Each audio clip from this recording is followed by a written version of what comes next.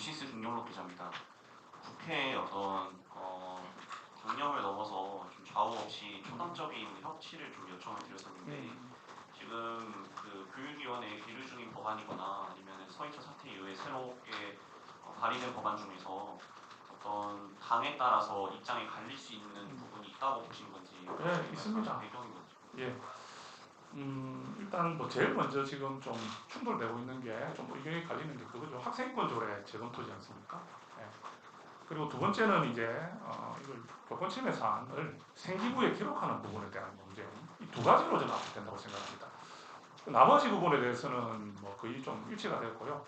그리고 지금 저희들은 좀 기대하는 것은 이번에는 아동학대 면책법안은 아마 좋은 소식이 좀 있을 것이라고 좀 기대를 하고 있습니다. 왜냐하면 여야가 다 공감하고 있고 우리 또 여러 대다수 국민들께서 지금 지지하고 계시는 부분이기 때문에 무분별한 아동학대 신고에 대한 면책권은 지금 기대를 하고 있습니다. 단 이제 어떤 게 있냐면 지금 국회 교원시행법이 계류가 되어 있는데 그게 바로 생기부 기록입니다. 예. 이게 대해서 이제 반론을 제기하시는 분들은 소송이 증가한다 이런 한 우려가 있다는 걸 이야기하거든요.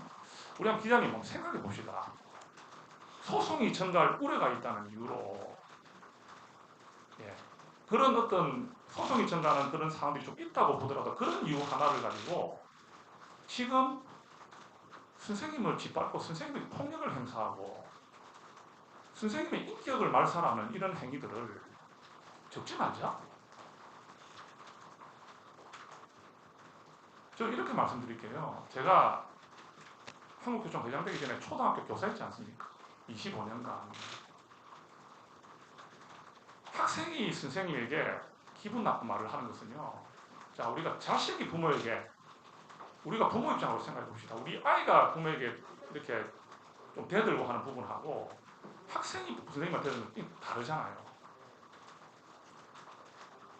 학교 폭력 사안은 학생끼리 싸운 사안은 기록하면서 왜 이런 있을 수 없는 교권 침해 사안에 대해서 기록하면 안 됩니까? 자, 그러면 그 말씀 드리는 게 하나 더 있습니다. 우리는 이번에는 경종의 효과가 있어야 한다고 생각하거든요. 학생생활기록부라는 게 어떤 분 이런 이야기합니다. 어차피 문제 아들은 학생생활기록 신경도 안 써. 근데 그런 숫자가 많을까요? 아닙니다. 저도 초등학교 선생님인데 했지만 초등학교는 그 생활기록부가 입시에 쓰이는 게 아니지 않습니까? 자, 초등학교 생활기록부가 대입에 쓰이는 게 아니거든요. 그런데도 초등학교 생활기록부조차도 왜 소중하게 여길까요?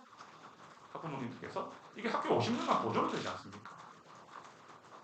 그럼 이게 나중에 우리 말대로 나중에 이건 영혼이 남기 때문에 우리 편한 말대로 그냥 배우자가 생겼을 때 생활기록부만 보자 하는 일도 있고 한 건데 그 기록이 남는 걸 두려워하잖아요. 그러면 참 가슴 아픈 일이지만 생활기록부에 기록될 수 있다는 이 의미는 사실상 악성민원, 협박을 일삼고 하던 분들에게 경종의 효과를 울리는 거죠. 학생들도 마찬가지입니다.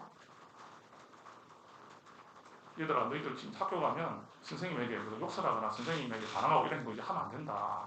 이 계기가 이런 경종의 효과로 일어난다는 자체는 가슴 아프지만 지금은 그렇게 하지 않기에는 너무나 선을 넘어버렸기 때문에 확실한 각성의 효과를 보여야 한다. 그래서 저희는 이 범위를 여기 보였습니다. 전학, 대학, 학급 교체지 않습니까? 왜 이 세 개를 넣냐면요. 전학과 대학은요, 한 10%밖에 안 돼요. 근데 학급 교체도, 자, 우리 기자님, 학급 교체를 하는 정도면 마주볼 수 없는 거 아닙니까? 굉장히 엄중한 교권 침해죠. 그래서 저희는 학급 교체까지는 들어가서 전학과 태학만 넣었을 때는 이거는 그냥 상징적으로 해놓은 것이구나. 전학 대학까지 갈 일이 있어?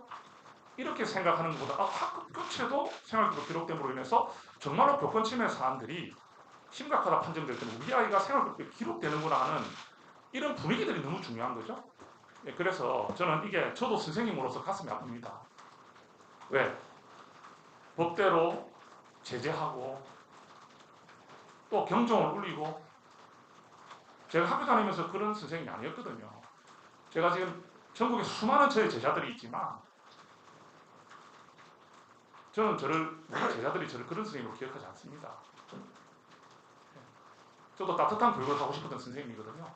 그렇지만 교총회장으로서 왜 이런 이야기를 하는지 우리 사회가 다시 한번 더 고민해 주시기를 부탁드리겠습니다. 예, 이 두 가지고 학생인권조례 같은 경우는요.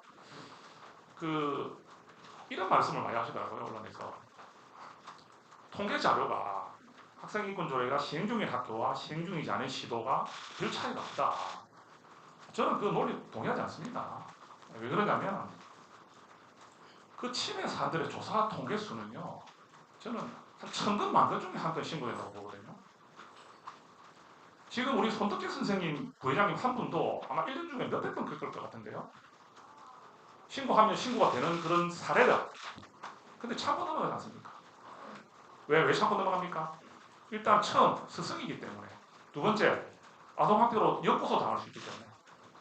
그러면 지금 나와 있는 통계자는 아무 의미가 없습니다.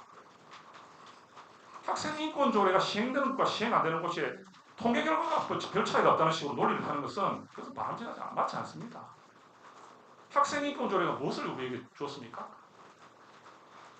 우리가 우리 마음대로 할 수 있다는 의식을 줬잖아요. 내가 교실에서 내 마음대로 스마트폰을 하는데 왜 뺏어가냐고 하지 않습니까? 학생들이.